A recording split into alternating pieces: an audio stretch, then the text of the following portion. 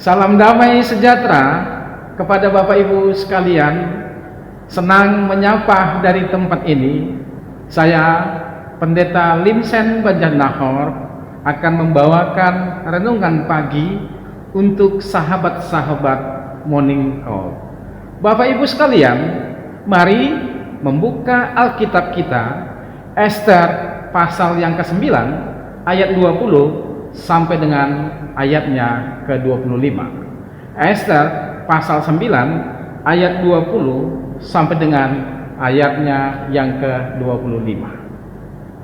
Jika Bapak Ibu Saudara sudah membuka Alkitab, mari kita persiapkan hati dan pemikiran agar firman ini dapat kita pakai menjalani kehidupan yang telah Tuhan sediakan bagi kita. Kita bersatu di dalam doa. Bapa di dalam Kristus Yesus, kami mengucap syukur atas kebaikan Tuhan bagi kami, membawa kami menikmati hari yang baru yang telah Tuhan ciptakan bagi kami.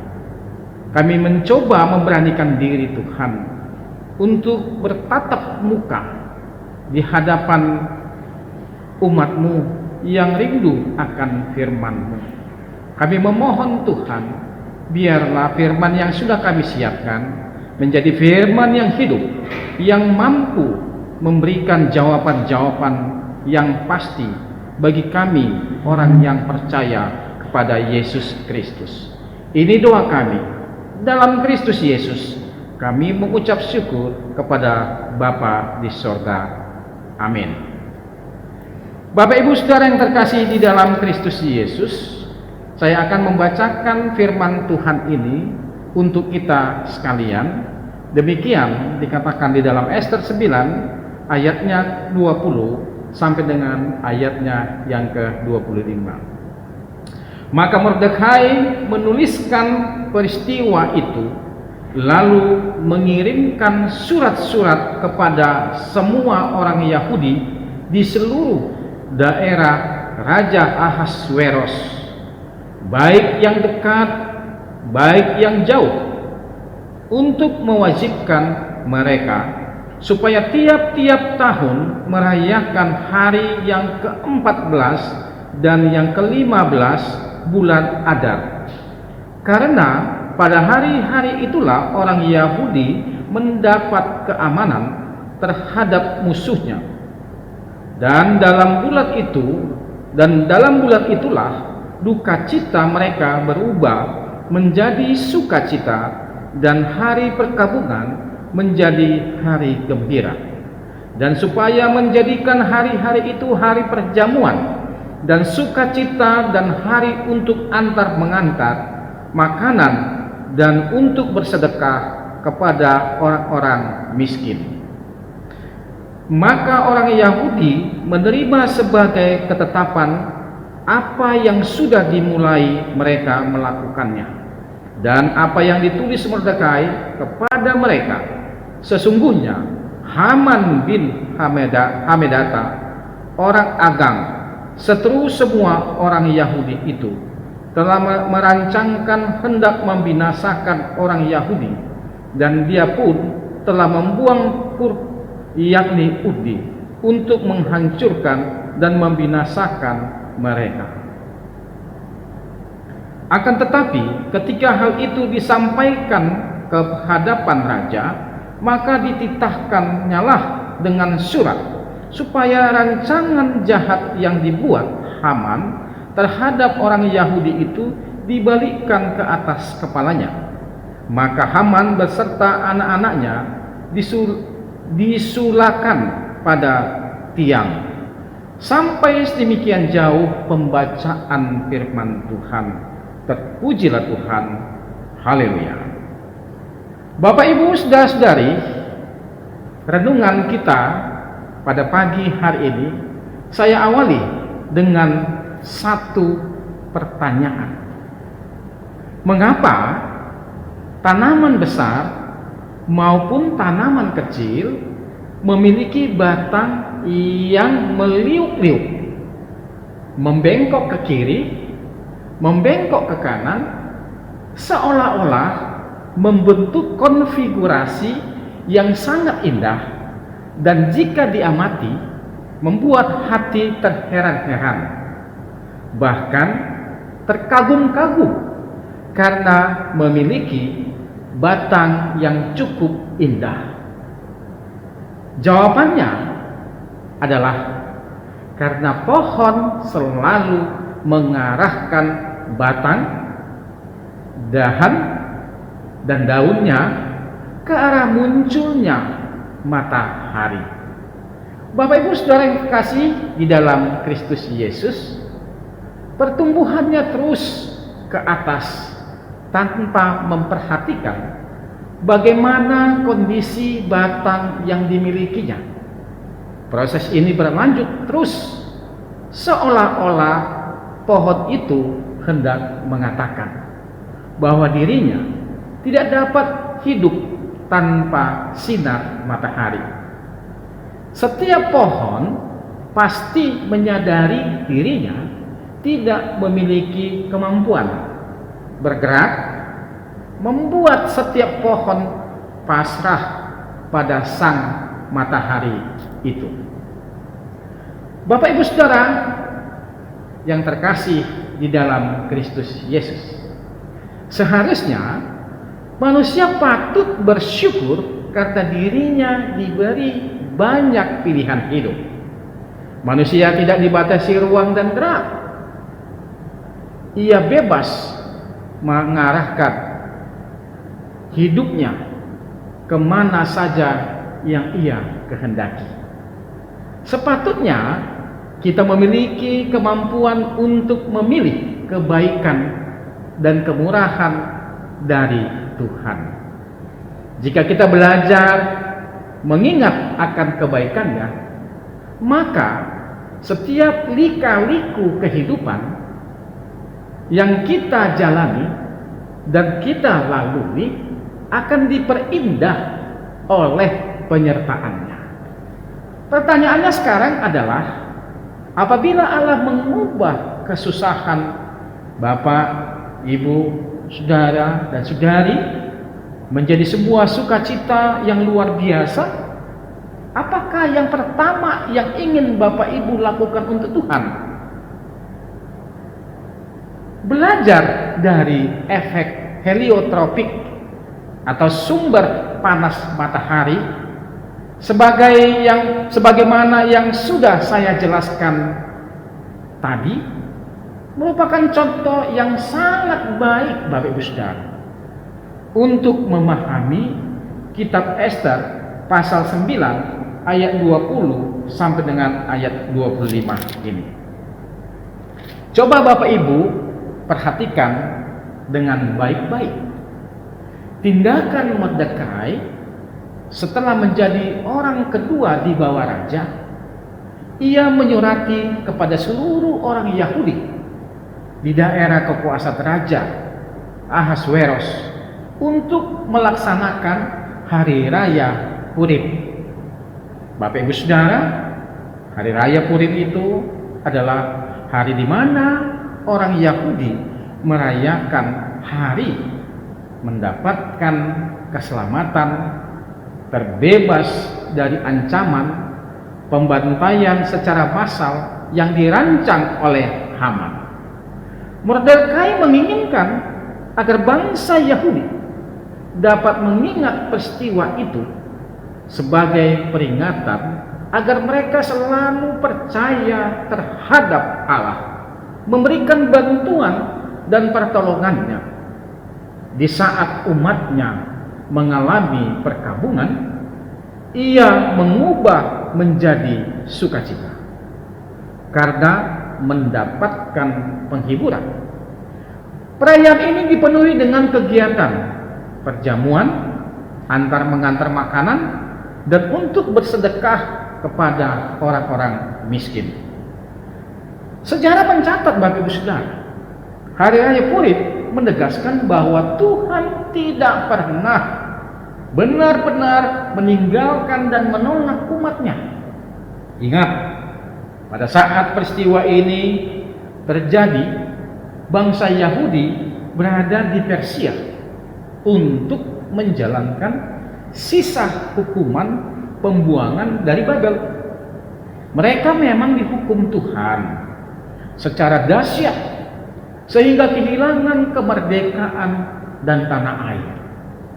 Tetapi penghukuman itu adalah bagian dari belas kasihan Allah agar mereka dapat bertobat.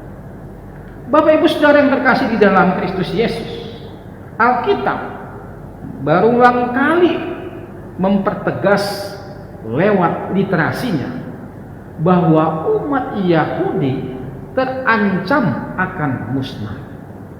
Dan berulang kali pula kita melihat belas kasihan Tuhan menyelamatkan dan memelihara mereka, bukan karena mereka bangsa yang lebih baik daripada bangsa-bangsa lain, namun itu semata-mata karena kasih dan kesetiaan Tuhan. Kisah ini, Bapak Ibu Saudara, adalah suatu catatan tentang karya kepedulian Tuhan yang melampaui batas pengamatan manusia dan secara rahasia memelihara serta memakai mereka sebagai alat keadilan. Ia memegang kendali atas kekuasaan Raja Ahasuerus yang menanggungkan beban berat bagi rakyat dengan menempatkan Mordekai yang ia sukai itu untuk mengikhtiarkan yang baik dan untuk berbicara tentang keselamatan bangsanya sendiri. Bapak Ibu Saudara yang terkasih di dalam Kristus Yesus, GPIB saat ini akan memasuki masa peralihan pimpinan di tingkat jemaat. Ada rahasia yang tidak bisa dipecahkan dalam penentuan personil kemajelisan. Namun harapan akan lebih baik dan lebih maju karena ada banyak pelajaran yang sudah diselesaikan pada periode yang segera berakhir. Untuk itu, mensiasati peralihan itu, hendaknya kita bisa belajar banyak dari peristiwa Purim. Jika Allah telah terbukti mampu mengendalikan Haman yang telah membuang undi di depan dewanya dan berniat melakukan pembersihan etnis secara massal, maka bukan tidak mungkin Allah akan memberi perlindungan juga bagi gereja-gereja GPIB dari mereka yang memiliki niat dan maksud kurang terpuji dalam proses pemilihan tersebut.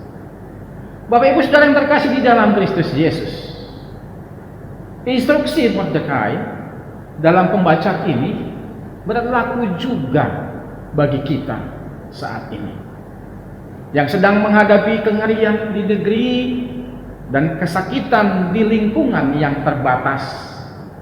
Ingat, budaya saling antar mengantar makanan dan bersedekah kepada orang-orang miskin adalah budaya yang sudah mulai dilupakan oleh orang banyak. Mari Bapak Ibu Saudara, kembali rasa peduli yang sudah mulai hilang itu kita tumbuhkan bersama-sama. Kita harus menyadari bahwa semua berkat yang kita peroleh dari Tuhan seharusnya dibagikan kepada sesama. Memberi merupakan rekanan orang yang sudah menerima anugerah. Akhirnya, bagaimana kita merespon kasih dan keselamatan Allah yang telah dianugerahkan bagi kita? Biarlah itu menjadi kemuliaan bagi nama Tuhan. Terpujilah Tuhan. Amin. Mari kita bersatu di dalam doa. Bapa di dalam Kristus Yesus, Terima kasih Tuhan buat firman yang sudah kami renungkan bersama dengan umat-Mu di berbagai tempat. Bapa di sorga, jadikan kami sebagai anak Tuhan untuk menyatakan kasih, membagi dan melaksanakan apa yang Tuhan kehendaki, berbagi kasih, merasakan apa yang dirasakan orang lain, dan bertindak sesuai dengan rencana Tuhan. Kami sebagai umat-Mu, warga GPIB, menginginkan Tuhan pakai kami untuk dapat merealisasikan diri sebagai alat Tuhan untuk menyatakan kasih Tuhan di tengah-tengah kehidupan kami. Kami yang memulai beraktivitas, kami yang mulai bekerja, kami serahkan ke Tuhan. Tuhan Yesus berkati segala sesuatu yang kami kerjakan pada hari ini. Mata pencarian kami, usaha-usaha kami, buatlah itu Tuhan menjadi alat Tuhan untuk dapat kami pakai menyatakan kasih Tuhan, karena Tuhan sudah memberkati kehidupan kami. Ini doa kami dalam Kristus Yesus. Kami mengucap syukur kepada Bapa di sorga. Amin. Tuhan memberkati.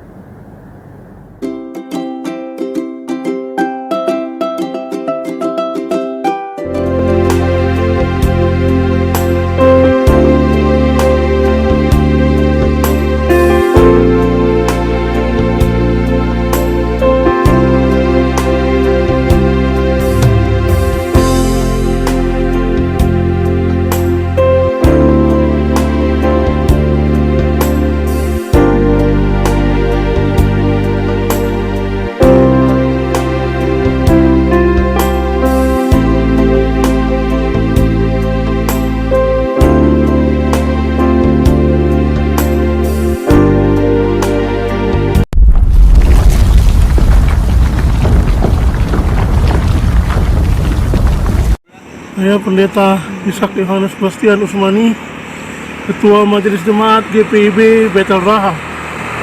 Saat ini saya berada di Pospelkes Merimbano Latompa, wilayah paling timur pelayanan GPIB. Seperti Bapak Ibu saksikan saat ini, tahun yang lalu pagar dari Pospelkes Merimbano Latompa ini rubuh diakibatkan oleh curah hujan yang tinggi dan volume gempa. Oleh karena itu, pada kesempatan saat ini saya mohon dukungan doa dan juga dana agar kami dapat membangun kembali pagar Pospelkes Merimbano Latompa yang sudah rubuh ini, dan anggaran yang dibutuhkan sekitar 240 juta rupiah, karena kami akan merubah kembali posisi pagar dari Pospelkes Merimbano Latompa ini.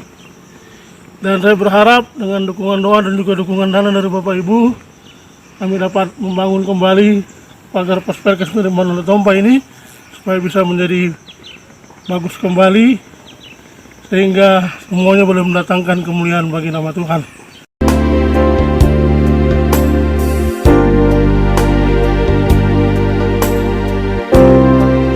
Terima kasih.